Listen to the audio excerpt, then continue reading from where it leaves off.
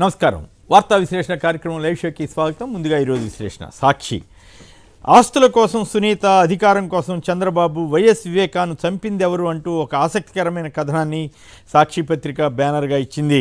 వివేకా హత్యతో లాభం ఎవరికి, మాట మార్చి బాబుగూట్లోకి వెళ్ళింది ఎవరు అంటూ ఈ వ్యాఖ్యానించింది. 10వ తరగతి హాల్ టికెట్లు నేటి నుంచి డౌన్లోడ్ చేసుకోవచ్చు. రేపు విశాఖలో పర్యటించనున్న సీఎం జగన్ పలువురు పారిశ్రామికవేత్తలతో సమావేశమవుతారు. చిన్న పరిశ్రమల వికాసంపై ఫోకస్ అంటూ రాష్ట్ర ప్రభుత్వం 6 సూత్రాల ప్రణాళిక అమలుపై స్టోరీ ఇచ్చారు. ఏపీలో సచివాలయ వ్యవస్థ ద్వారా గ్రామ స్వరాజ్యం ఏర్పడిందని ట్రాన్స్ఫార్మింగ్ గవర్నెన్స్ సదస్సులో సీఎం ముఖ్య సలహాదారు అజయ్ కల్లాం అన్నారు.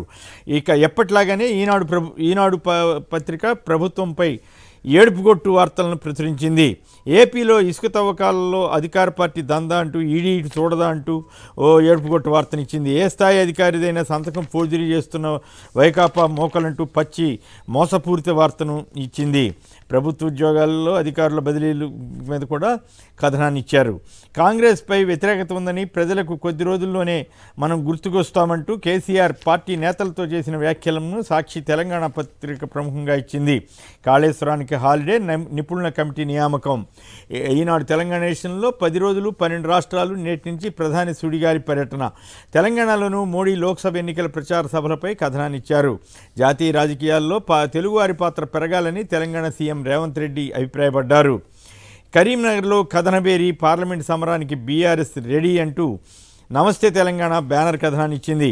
మళ్ళీ 6 బోర్ల రామిరెడ్డి, ముషంపల్లి రైతుకు కన్నీటి కష్టాలు, తోటను కాపాడుకునేందుకు మరో భగీరథ యత్నం అంటూ తెలంగాణలో నీటి కొరతతో రైతులు పడుతున్న బాధలపై నమస్తే తెలంగాణ కథనాన్ని ఇచ్చింది. ఇసుక కదలడం వల్లే అంతర్గత ప్రవాహంతో మేడిగడ్డలో పిల్లర్ల కొంగుబాటు జరిగిందంటూ మరో వార్తనిచ్చారు. బీజేపీలో టికెట్ల మంటలంటూ స్టోరీ ఇచ్చారు. ఇక ఆంధ్రప్రభ చూస్తే మళ్ళీ కలుద్దాం, గెలిచి రండి, వివాదాల జోలికి పోకండి అంటూ ప్రధాని మోడీ పార్టీ నేతలకు దిశానిర్దేశం చేసిన వార్తను బ్యానర్గా ఇచ్చారు. ధరణి పుట్ట పగులుతోంది, ప్రభుత్వ అసైన్ అటవీ భూములు కొట్టేశారంటూ స్టోరీ ఇచ్చారు. కాంగ్రెస్లో టికెట్ల లొల్లి, పారాచూట్లకే ప్రాధాన్యమా అంటూ కాంగ్రెస్లో గొడవలపై స్టోరీ. వార్తాపత్రికలో సీట్ల కోసం పార్టీలు షెడ్యూల్కు ముందే కాంగ్రెస్ అభ్యర్థులను ఖరారు చేసే అవకాశం అంటూ వార్తనిచ్చారు.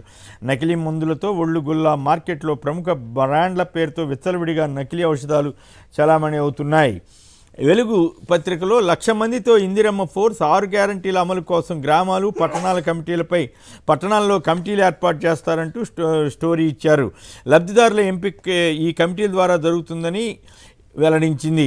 గతంలో చంద్రబాబు ఏర్పాటు చేసిన జన్మభూమి కమిటీ తరహాలో తెలంగాణలో కాంగ్రెస్ వారి కమిటీలు ఏర్పాటు అయ్యేలాగా ఈ వార్త చదివితే అనిపిస్తుంది. నిజానికి రేవంత్ రెడ్డి ఎన్నికలకు ముందు ఏపీ తరహా వాలంటీర్ వ్యవస్థ తీసుకొస్తామని చెప్పారు. కానీ ఇప్పుడు ఈ పత్రిక చదివితే జన్మభూమి కమిటీల పేరుతోటి కాంగ్రెస్ కమిటీలను ఏర్పాటు చేసే అవకాశం కనిపిస్తోంది.